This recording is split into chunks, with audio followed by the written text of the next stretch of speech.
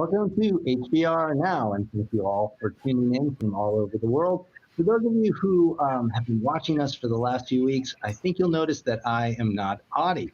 I'm Josh, and I am anchoring the show this week. We thought that it would be fun for us to rotate the anchor every so often, and so we're doing that. And today I'm joined by, with my co-host, Octavio Gordema, who's the talent coach and entrepreneur, started 2010 Agency, as well as an author, and Audie Ignatius.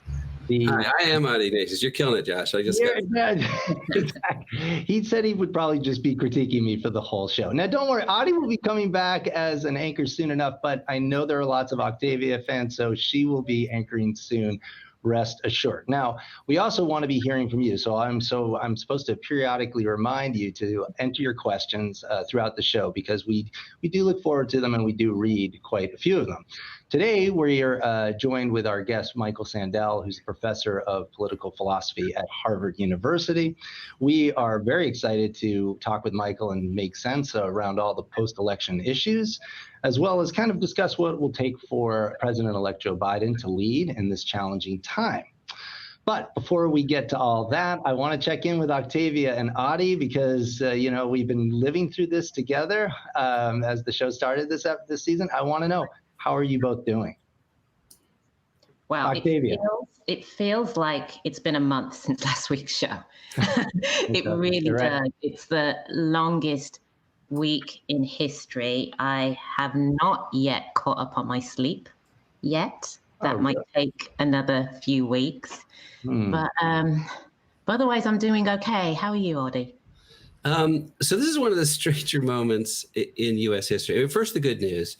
Pfizer announcing that it has its COVID vaccine is 90% effective. That's huge. Albert Bourla, the CEO of Pfizer, was on our show last season and was very optimistic about the timing for a vaccine and the timing for Pfizer. So that's really interesting to see that happening. But aside from that, this is really weird. The election process seems over. We did what we always do, which is proclaim a winner. And we sort of have two presidents now. I actually can't sleep again. I mean, this kind of uncertainty just troubles me. I mean, I get that each side litigates the results, and you're allowed to ask for a recount, and you're allowed to file suits if they're legit.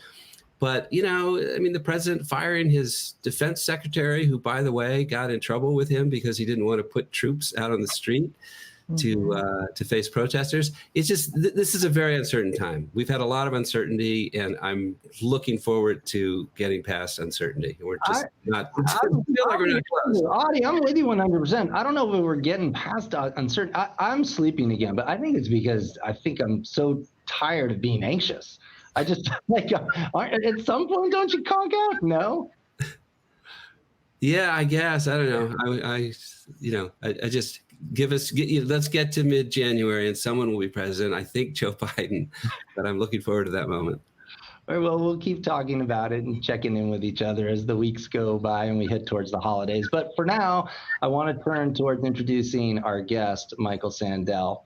Michael has become as close to a philosopher rock star as you can get. Now, I have no idea what kind of stadiums that Plato played, but I can tell you that Michael packs them in. He has one of the most popular courses at Harvard on justice, and it's not just the most well-attended, but it's also online, and millions of people have streamed it. What he does is he poses really tricky moral dilemmas, debates like, is torture always wrong? Or if you need to steal drugs to save your baby, is that justified? He gets his classes to probe theories of fairness and justice, weaving in ancient philosophers and modern-day thinkers. In short, he gets us to challenge our assumptions. Now, he tackles things, and it's never quite what meets the eye. In his latest book, which we'll talk about, Tyranny of Merit, Michael takes on the notion of the meritocracy and how it's been promoted, especially by progressives, over the last few decades.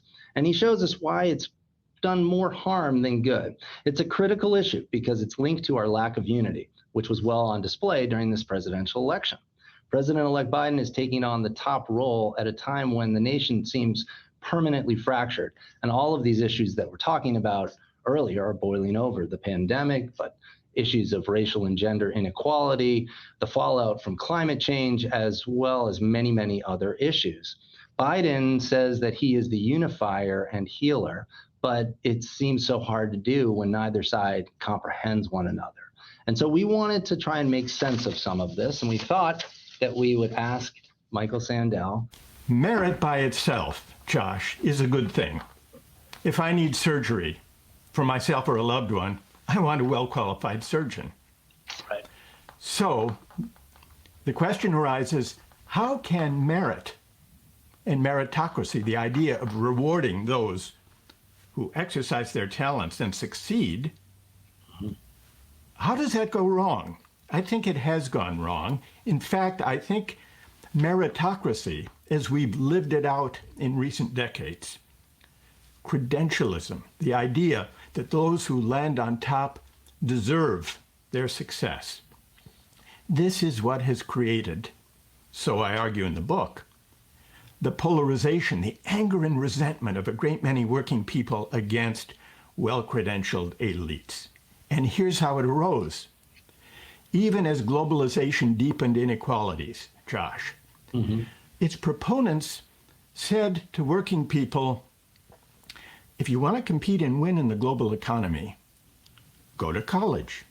What you earn will depend on what you learn. You can make it if you try. Now, this seems inspiring, but it has a dark side. The dark side is that this kind of emphasis on dealing with inequality by offering upward mobility through higher education, there's an insult implicit in this offer.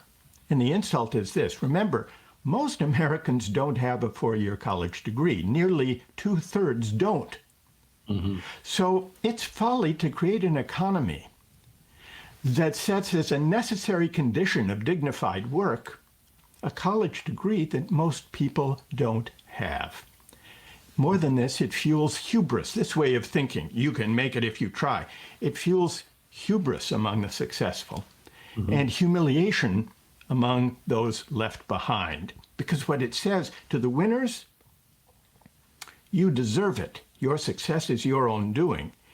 And what it says to those who struggle, who aren't flourishing, your failure must be your fault. This is the dark side of meritocracy that I think has fueled the populist backlash against elites that we saw beginning in 2016. And I think the continued polarization won't really be healed, Josh, until we come to grips with this dark side of meritocracy. It seems so fundamental. I mean, it's still hard to grapple with that. When I hear Kamala Harris speak the other night, and she talks about, quote, dream with ambition, and she's inspiring. She's trying to inspire. She is inspiring. She seems to be talking to the possibilities, break down the barriers. Anything's possible. And you want to feel intuitively that there's something good about that rhetoric. I'm so curious how did you interpret her comments? Right. Dream with ambition. That's an inspiring thing. That's an admirable thing. Breaking down barriers is a good thing. It's a noble mission, and we haven't carried that project far enough. The question is this, suppose we were able to break down all barriers and have genuine equality of opportunity. That would take us further than we are today. But it by itself would not make for a just society or a good society, because it would still be the case that those who managed to climb the ladder of success would owe a lot of their success not only to their own doing, but also to the talents that they happen to have. Take an example from sports. LeBron James is a great basketball player, led the Lakers to the NBA championship. But is it his doing? Of course he works hard to develop his talents. Is it his doing that he has the enormous gifts that he has, or is that his good luck? And more than this, is it his doing that he lives in a society that loves basketball? Or is that his good luck? If LeBron had lived back in the days of the Renaissance, they weren't wild about basketball. They cared more about fresco painters.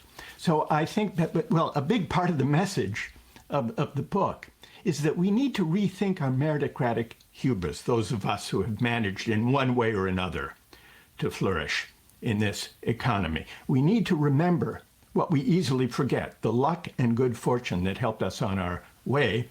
And this awareness, the humility that can come from it, can open us to a more generous stance toward those who struggle, to those who've been left behind by the global economy that we've created that puts enormous weight on credentials and that generates a tendency of the successful to inhale a little bit too deeply of our success, to forget the luck and good fortune that helped us on our way. It feels like there's just a friction there between the notion of humility and individualism. I mean, that we celebrate individualism here. Now that means, be who you want to be. It can mean I'm not wearing a mask. And that's, and issues like that. How much of this is, related to that though? Well, there may be a tension. You're right, Josh. There may be a tension between an excess of individualism, to which market societies like ours are prone, and the humility that comes from recognizing that however hard we may work to succeed, there's a whole lot of luck involved and a whole lot of indebtedness to family, to upbringing, to community, to country, to the times in which we live.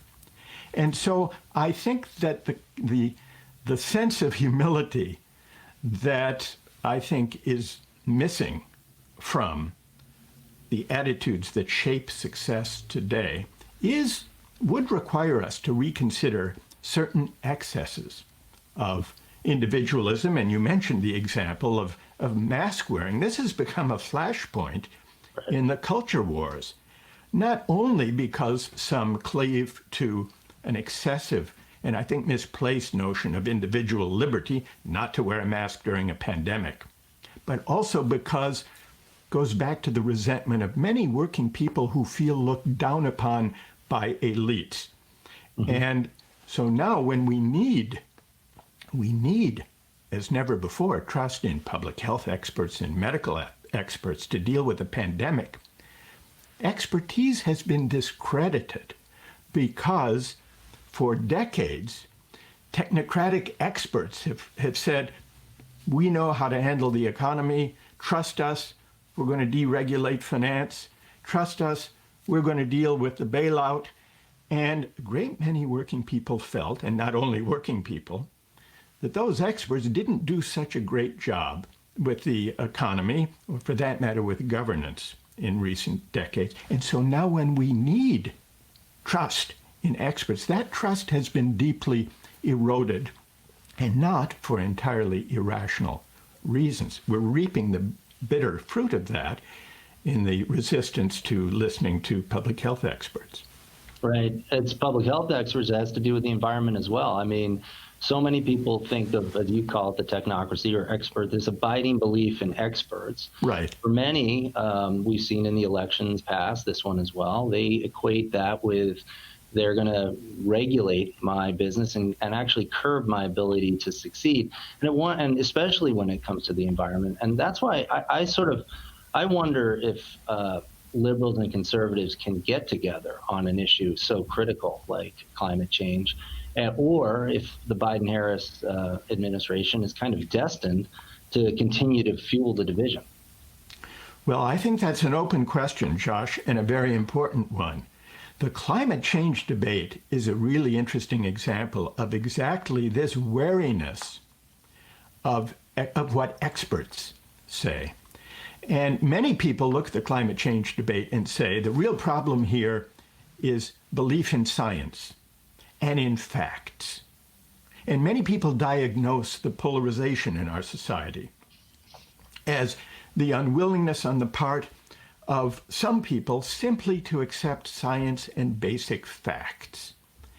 I think this is a misleading way of describing what's gone wrong, because it's not as if we could resolve the climate change clash simply by promoting greater scientific literacy. If that were the case, we would expect to find that the partisan divide on dealing with climate change is deeper among those with less education, and that it narrows among those with more education.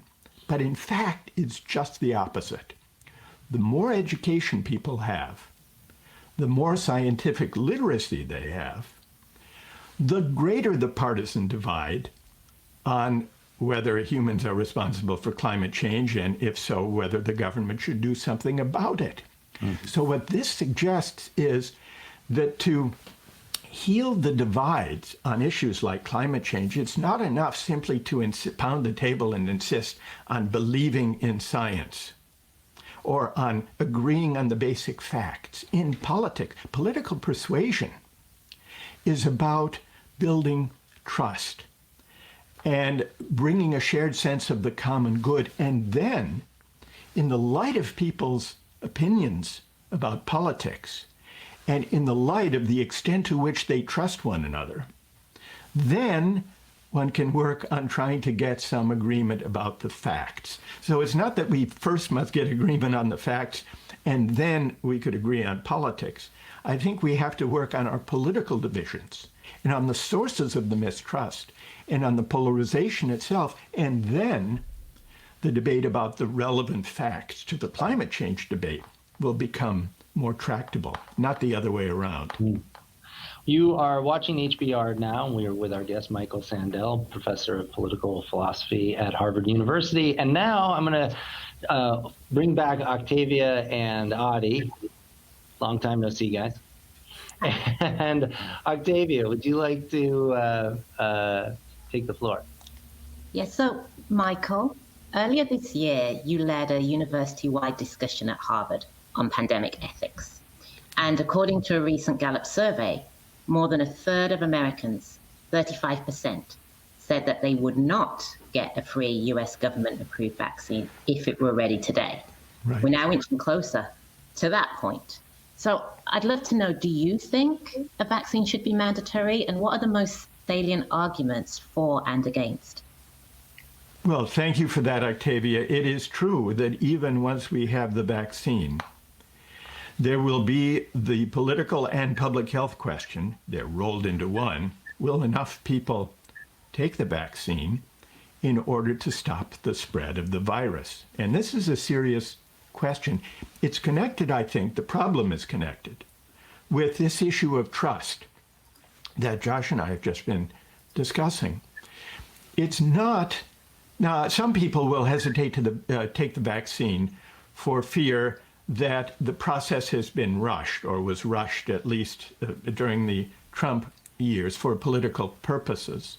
So to some extent, that problem of trust will have to be overcome. But there's also the matter of trust in experts that we were discussing, which I think is a political question, not so much a scientific or a medical one.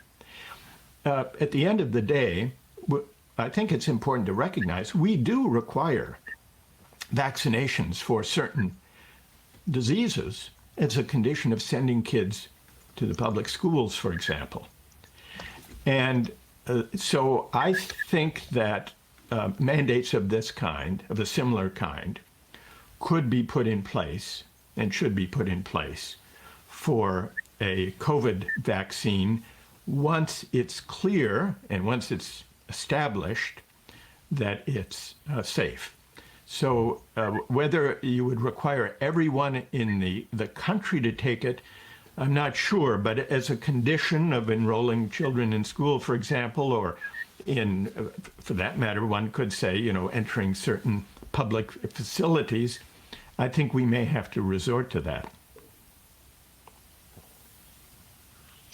If I can jump in, Michael, one of your most provocative observations is that credentialism, what you were talking about with Josh, right, what prep school or college you attended, is society's last acceptable prejudice. Right. Our sort of single-minded focus on, and you talk about how that's eroded the social esteem of those who didn't go to college. So, elite people, I guess, would say that we want well-educated people in government, say, because they will be the most capable of handling the complexity of change, or So your argument is that what we really need, though, is leaders with sound judgment and a sympathetic understanding of others' lives. Right. So if we've defaulted in the past into thinking education might create that, if education isn't a proxy for that, where do we find people who have those abilities? That is a great question, Adi. I would start by saying that the ability to govern well, we have assumed, consists mainly in technocratic expertise.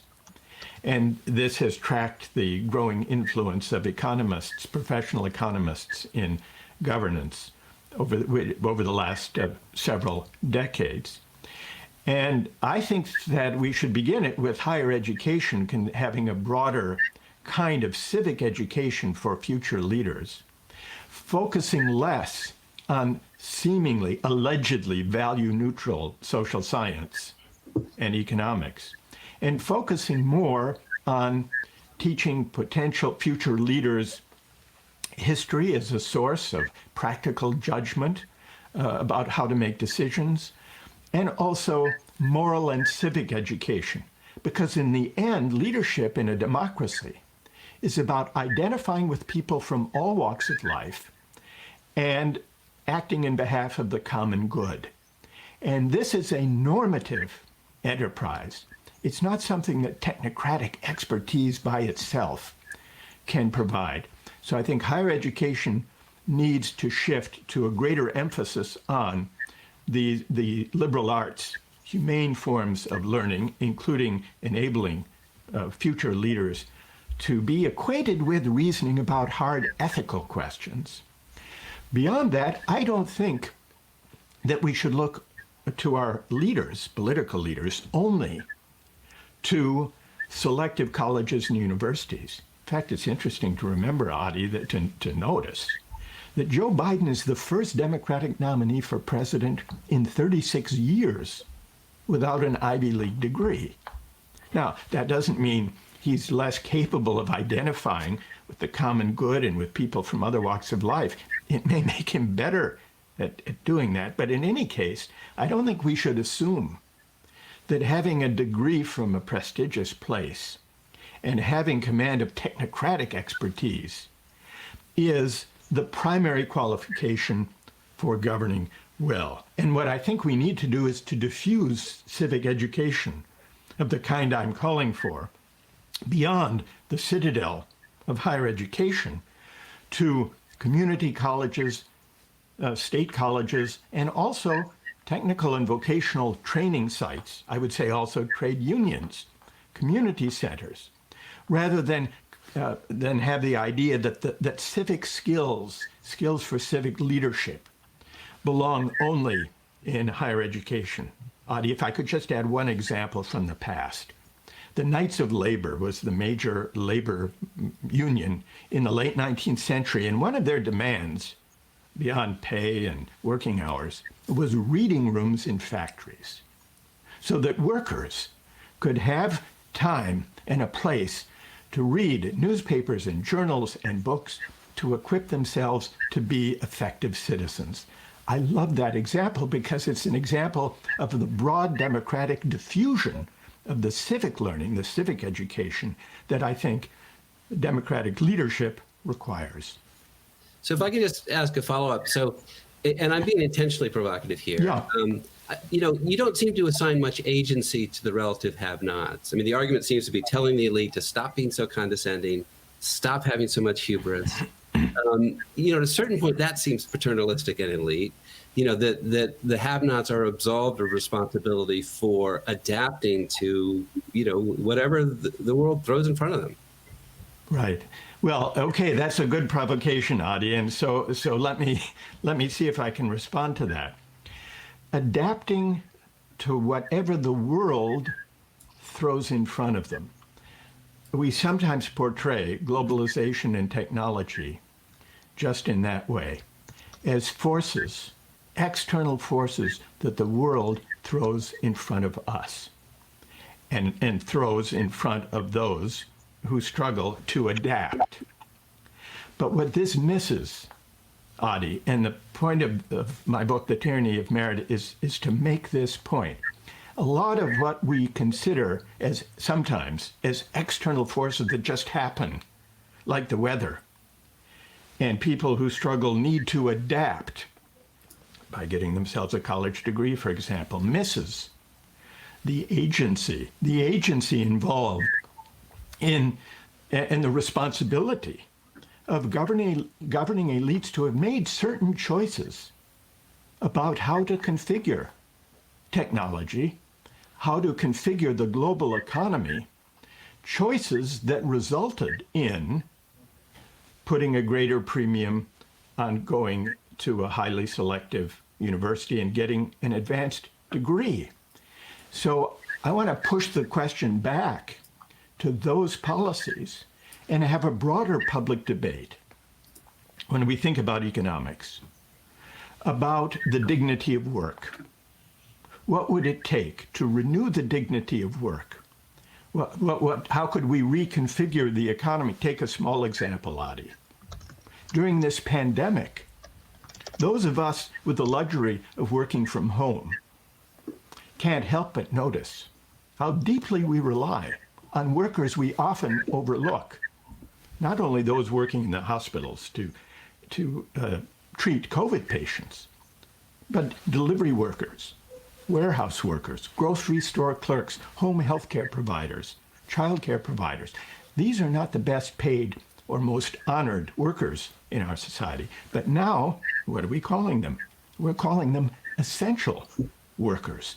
So I think this could be the beginning, an opening for a broader public debate about how to bring their pay and recognition into better alignment with the importance of the work they do. This is the kind of broader debate about how to affirm and renew the dignity of work that I think is the responsibility of all of us, not just a matter of saying, if you didn't manage to get a 4-year college degree, then your failure is your fault. I think that's not only unfair, I think it's also a recipe for precisely the anger and resentment and polarization that has opened the way to a kind of authoritarian populist political appeal of the kind we saw in 2016, Adi. Thank you for that, Michael. And I just want to remind everyone watching, if you have a question, please do post it in the comments because we'll be going to your question shortly. But before we do that, Michael, I do want to talk a bit more about the moment we're in right now, right, and about pay and the themes of recognition that you just discussed. Right. In your new book, The Tyranny of Merit, the penultimate chapter talks about the recognition of work. And you reference how in this deeply polarizing time, large numbers of people are feeling ignored and unappreciated. Right now, working parents are at breaking point. There are widespread and well-founded fears that this pandemic will exacerbate gender inequalities and the gender pay gap. How do we tackle this, and where does the responsibility lie to ensure that women in particular do not continue to fall behind? Well, Octavia, that's such an important question because I think that what the pandemic is showing, it's not itself creating these inequalities. It's highlighting, dramatizing inequalities that pre-existed the pandemic, including inequalities of pay, including gender inequalities. And so what I think we need to do, we need to step back and ask a fundamental question that underlies debates about pay and about taxation and about recognition. And that is, what really counts as a valuable contribution to the common good? We have a tendency to assume, now this may get me into more trouble from maybe Adi, but we'll see. We tend to assume that the money people make is the measure of their contribution to the common good. But I think this is a mistake. We can think of lots of examples throughout our economy, and Octavia, you gave a very good example just now of the work that disproportionately still is performed by women in raising children, even though there is some greater attention to that inequality still. Much of the contributions made by those who care for children and raise families is either outside the labor market or not rewarded by the labor market in proportion to its true value. And the same can be said of many important roles within education. So I think we need to challenge the assumption that the money people make is the true measure of their contribution to the common good. Well, then what's the alternative? The alternative is to have a public debate about what we really consider to be the most valuable contributions to the common good. And then we need to discuss how to configure the economy to respond to those contributions in a way that the economy doesn't today. So, for example, we could have a debate about wage subsidies as a way of increasing the pay and recognition of certain jobs, certain roles that we recognize are very important, but that the labor market left to its own devices doesn't properly reward. And so this, I think, here's another way of putting it, Octavia. I think that, especially in recent decades, we have outsourced our moral judgment about what's a valuable contribution to markets. And I think we should reclaim that judgment, because the market verdict isn't always the right one about what contribution really is worthy of pay and recognition. We need to reclaim that for democratic debate and then design our economy in a way that responds to it. Do you think that, Octavia, is that too provocative a proposal? I'd love that. We're no beef for me either here. So okay, out of you for this too. Okay. So let's go to questions from. We have people who are viewing from all over the world. So here's a question from Florian in Hamburg, who asks, one of the arguments often brought up is that the myth of meritocracy is sustained by the elite, who may be more influential than the common citizen. So if there's no interest in changing it among those benefiting from it the most, right, how can citizens mobilize to really try to change the system? Well, that's an important question. First, I think we've got to bring everyone along. So we need to mobilize everyone. And the way to begin that, I think, is to draw the connection for everyone between the deep polarization that we're facing, which everyone worries about, the polarization in our politics, in our society, in our culture, the evident anger and resentment and sense of grievance by a great many citizens that their voices aren't being heard, that their wages are stagnant, but more than that, that work in the traditional sense seems no longer recognized and honored the way it once was. These are things that I think everyone cares about, those who've landed on top as well as those who struggle.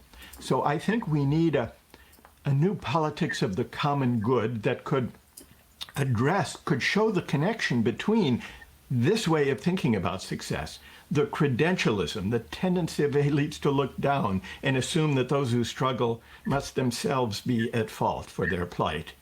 We need to reconsider this if we're to heal the deep divisions that the divide between winners and losers have created. So here, this might be the beginning of a kind of politics of the common good that would start from the idea of healing. Everyone wants healing. Everyone wants to ease the rancor and the resentment that animates much of the rancor. So that's where I would begin.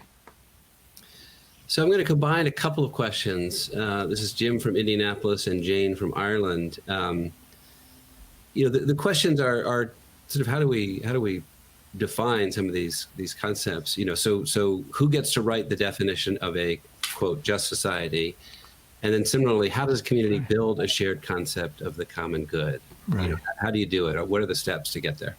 Right. Well, who gets to write the definition of a just society? The answer is no one person in particular, though each of us will have our views. This is the work of democracy if it's properly functioning. A healthy democratic society consists in large part in an ongoing debate about what justice consists in, what it requires. And part of the problem in our public life in recent decades, I think, is that our public discourse has been hollow, empty of larger meaning and moral purpose. What passes for political discourse these days, sadly, consists mainly of shouting matches, where politicians and people on talk radio and cable television shout past one another without really listening or attending to the convictions, the moral convictions that lie behind positions with which we disagree. So this connects too with the second part of the question, Adi, about what a politics of the common good would look like. It would begin with a morally more robust kind of public discourse than the kind to which we've become accustomed, where we debate openly competing notions of justice, of what we owe one another as citizens, of what counts as a valuable contribution to the common good.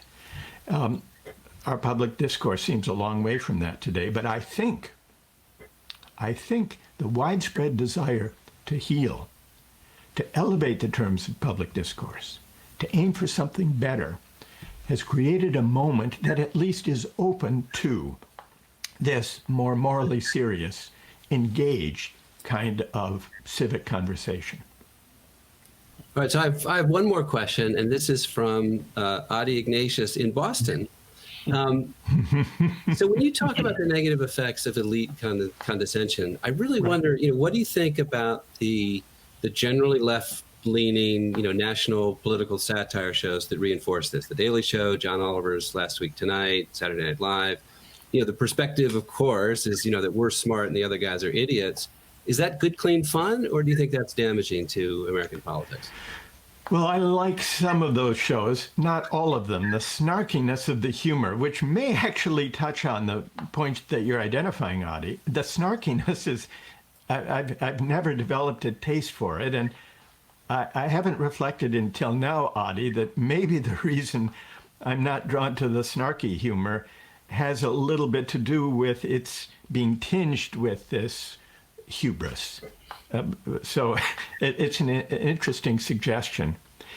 But if we look across the media depiction of working people, especially working men generally, it is striking how the popular culture reflects this tendency of elites to look down. I mean, think of Archie Bunker, think of Homer Simpson, that white working males depicted in popular culture on TV sitcoms tend not to be depicted very honorably or with much dignity. And so I think that it's worth reflecting on the way attitudes toward success, attitudes toward winning and losing, including meritocratic hubris, find their way in seemingly benign ways into the popular culture and into the media. I think it's worth considering, Adi. I think you've got a point. Thanks so much. I have one last question for you, and then we're going to wrap this up. But I am curious, the message of talking about the dignity of work, I think, is crucially important, and the humility that you talk about. But there is also the disappearance of work, and it's not just globalization, it's technology and automation, and it seems to be irrevocable. And I'm just kind of wondering if we're led to a place of a universal income, or a place where people are given what they need to kind of flourish in all different sorts of ways, that maybe some are valued in different ways in society. Is that where we are heading with this, apart from the rhetoric of the dignity of work right now?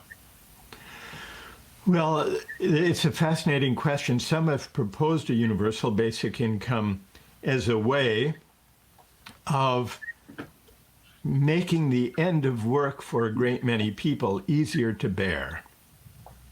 And if that's the main inspiration for a UBI, I'm a little bit wary about it for the following reason. I'm ambivalent about the universal basic income, Josh, and that's because as providing a basic income floor for everyone, I think that's a good thing, especially if the funds used to provide that floor don't depend on destroying other important aspects of the safety net, such as access to health care, for example, or to education, or to food support for those who need it. However, I don't think we can or should try to build a society or an economy without work for a large segment of the population. Because I think it's important. I think people identify and aspire not only as consumers able to buy stuff, having purchasing power, important though that is, but I think people aspire to be producers, to be contributors to the common good. I think the fundamental human need, and this is why work is so important, the fundamental human need is to be needed by one's fellow citizens and to be recognized and appreciated for answering some important human need. Because this is what it's in our role as producers, as contributors, that we affirm our identity as members of a shared way of life, of community. Now, those contributions need not necessarily be commodified through the labor market. And in a way, this goes back to the discussion, the exchange with Octavia about unpaid labor and how it can be appreciated and affirmed. But I would hesitate long and hard before embracing a kind of utopian or dystopian scenario that imagines that technology and robots and machines will replace work for a substantial portion of the population unless we can reimagine ways of contributing and winning esteem for our contributions outside the terms of the labor market. But that's how I would at least frame the question. And I think we need to put that question, the question of work and the dignity of work and the meaning of contribution and of the honor and esteem that goes with contribution, right at the center of democratic public discourse, Josh. Well, I think that's a great note to end on. I know I have a ton more questions, and I'm sure my co-hosts do as well. And I really hope people get the book and start discussing its ideas. There it is. Thank you, Adi. And have their own questions. It's provocative, it's important, and I'm really glad, Michael, that you were able to join us today. Thank you so much for being on the show. Thank you, Josh. Thanks, Adi and Octavia. Thank you. Thank you. Cheers. We look forward to seeing everyone next week. And until then, have a great rest of your week. So long.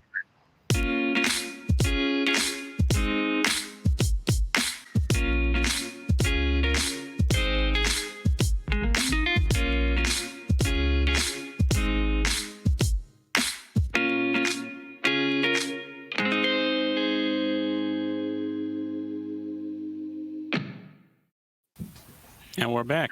We're back. Way to persevere, team. Wow. Our first technical difficulty. That was great. We never actually had to use the sign. No. Thank you so much, Michael, for hanging in there, because that was a little rough start, but it was really great. A great conversation. Well, I really enjoyed the conversation, and I want to know whether you three were being polite, or whether you find some of this persuasive. What do you make of it? Yeah, let's have Adam for real now. It was very persuasive. I thought it was fantastic. Thank you so much for the depth and thought behind the responses that you gave us. Really appreciate it. I learned a lot. Thank you.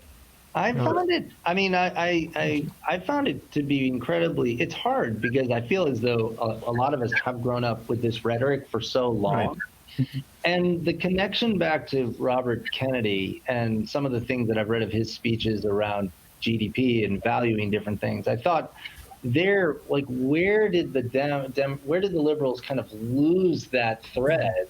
Right. Was it just economic and they had to play to, like, it feels as though they were right there for a long time. But then for most of my life, and certainly adult life, I've gotten the clear message of the meritocracy. Right, right. And Robert F. Kennedy is a great example, Josh, of a different way of discussing these things. Exactly. He was not saying the point of our mission is to help a few more people scramble up the ladder of success, even as the rungs on the ladder growing further apart. He wasn't about that. Right. He was about, well, very much about the dignity of work. Mm-hmm.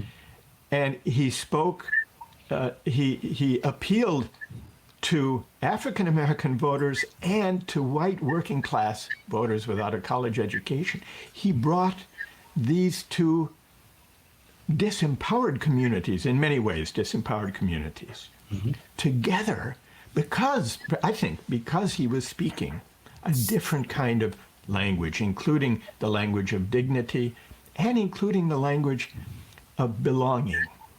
And the sense of belonging that comes from contributing. So in many ways, he brought the best of a left progressive tradition together with a certain kind of conservative emphasis on values. And so I agree with you, Josh, that the Democratic Party and I think liberal politics generally, after RFK, lost the ability to speak in that language. It was also a moral and spiritual language that he drew upon and brought to bear. And we've forgotten that. And it was almost swept away by technocratic orientation of politics. No. Well, the only place that I would kick back, and Josh started to ask it, is, the whole question of the dignity of work. I like the argument that we made an unwelcome shift in our economic thinking from focusing on the primacy of production and focusing instead on the primacy of consumption of consumers. But production seems sort of like a 20th century thing. And as Josh said, new technologies are going to wipe out jobs, are going to wipe out industry. So how do you sustain the dignity of a coal worker if the entire industry is on its way out? Well, we need to find other ways, significant ways, that coal miner can contribute without telling the coal miner, become a coder. See, this is the key. I think we need to actually go into communities like coal mining communities. And instead of just pronouncing in the abstract, well, we're going to go for clean energy and that'll create a lot of jobs, that's hard to make that connection in a very direct way with what that coal mining community will become. So I think that a politics that takes this seriously goes into coal mining communities with various scenarios, let's say, for clean energy jobs that could be performed with some retraining, but not without a massive radical change in that person's way of life. And engage in discussion and dialogue with, say, the coal mining community about how the job possibilities of clean energy might actually become attractive alternative ways that people with similar skills, maybe with some retraining, could achieve. And so I think that it has to be done on a granular grassroots basis like that actually includes people whose jobs will be displaced and whose ways of life are bound up with those jobs, in thinking about and deliberating about how to make this transition. Adi, does that make any sense? Yeah, but it sounds to me like you're basically a techno-optimist, that yes, industries will get wiped out, but new technologies will create new jobs, and that we don't need to think about universal basic income because something will come up to keep people productive. Or are you suggesting maybe technology should wipe out jobs, but let's not let it? Let's preserve jobs because dignity is more important than efficiency. The only reason I hesitate, I've never seen a company not automate to save money and to eliminate jobs if it helped the bottom line. So it would be a very radical rethink of how people approach things. Well, I do think that dignity is more important than efficiency, and that we should figure out a way to enable the economy and the development of technology to respond to that. How the companies respond, whether the companies will invariably go for efficiency over dignity, I think that partly depends on the broader economic structures and tax incentives that are in place. And so, I also don't think we should take for granted, well, if I could come back, Adi, to what you said, production seems so 20th century. And I think that's a telling observation, and it's a widespread view, but I would want to rethink that a little bit, because if we really consign production to the dustbin of history, I think we're throwing out a lot along the way. I'm not talking about particular technologies of production. Of course, those change, and they change the configuration of winning and losing. But production understood as contribution, because that's really what production is about fundamentally in moral and political economy. It's about contribution of goods and services that some people that people value, that society values. Production understood as contribution, I don't think we can jettison that, Adi, nor do I think we have to jettison it, unless we just take for granted that technology is a wholly external factor like the weather that comes upon us and we just adapt. I think that underestimates the extent to which the direction of technological innovation is the result of choices that we make and economic incentives that we create. So that there will be new technology is clear, but the direction and the purpose with regard to work of technological innovation, that's not fixed. That's not like the weather. That's the result of lots of choices, lots of policies that we make sometimes without fully debating them. Dave, you should put a stamp over my screen that says "schooled by Professor Sandel." No, but what do you think? Do you think? Let me yield the floor to.